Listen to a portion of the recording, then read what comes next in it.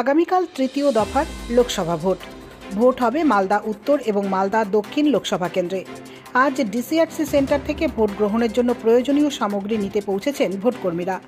উত্তর মালদা কেন্দ্রের জন্য ডিসিআরসি সেন্টার মালদা কলেজ এবং দক্ষিণ মালদা কেন্দ্রের জন্য ডিসিআরসি করা হয়েছে মালদা পলিটেকনিক কলেজে।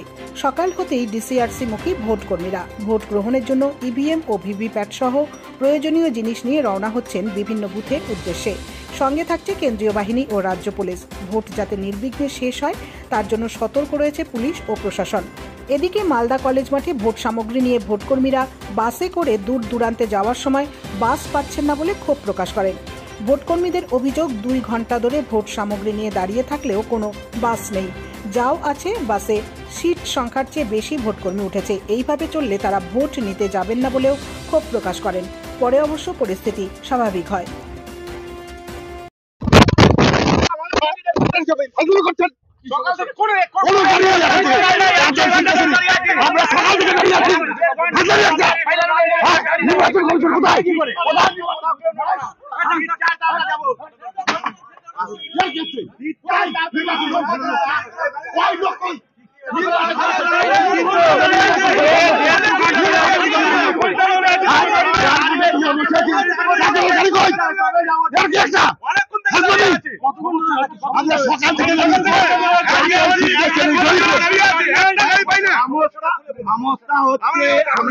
ঘন্টা তো দাঁড়িয়ে আছি, 1.5 ঘন্টা কোথায় 2 ঘন্টা প্রায় হয়ে গেল দাঁড়িয়ে আছি। এতক্ষণ ধরে এত মানুষ বাড়ি দাঁড়িয়ে কাতলে কোনো গাড়ি নাই।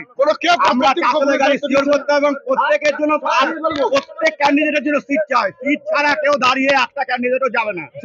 যদি কিছুক্ষণের মধ্যে যদি গাড়ি না পাই কেউ ডিউটি যাবো না, ডিউটি বয়কট করবো। এখানে বসে থাকবো, আমরা এখানে বসে থাকবো। আমাদের এখানে আমাদের শুনুন, আমাদের যখন ট্রেনিং হয় আমরা যখন সুবিধা আমরা 2-2.5 ঘন্টা ধরে দাঁড়িয়ে আছি।